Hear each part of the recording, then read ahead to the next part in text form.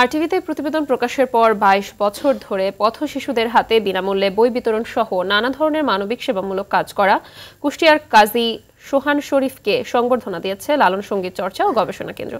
সকালে ছেউরিয়ার লালন আখড়াবাড়ি সংলগ্ন চর্চা কেন্দ্রের কার্যালয়ে সংবর্ধনা অনুষ্ঠানে প্রধান অতিথির বক্তব্য রাখেন জেলা কালচারাল অফিসার দৃষ্টি প্রতিবন্ধী সুজন রহমান।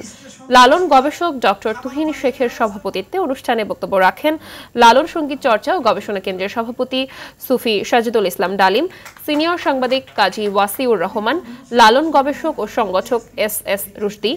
এদিকে একই অনুষ্ঠানে সাংবাদিকতায় বিশেষ অবদানের জন্য আরটিভির কুষ্টিয়ার স্টাফ রিপোর্টার শেখ হাসান বেলালকেও সম্মাননা দেওয়া হয়।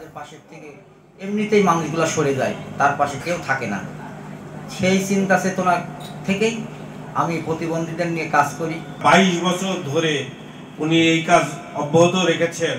সবার মনের মধ্যে একটা নতুন আনন্দ, নতুন কিছু এই দেশে মানুষকে দিয়ে সম্ভব, এটা তার দৃষ্টান্ত একটা উদাহরণ। শুধু যে এই যে বইপত্র, স্যালাইন বা পানি বা পোশাক বা বিভিন্ন সামাজিক কার্যক্রম এরকমটাই করেন না, এর পাশাপাশি আরেকটা বিষয় কিন্তু আমরা জেনেছি আজকে যে উনি প্রতিবন্ধীদের জন্য কাজ করেন। সত্যি কুষ্টিয়ার জন্য একটি গর্ব।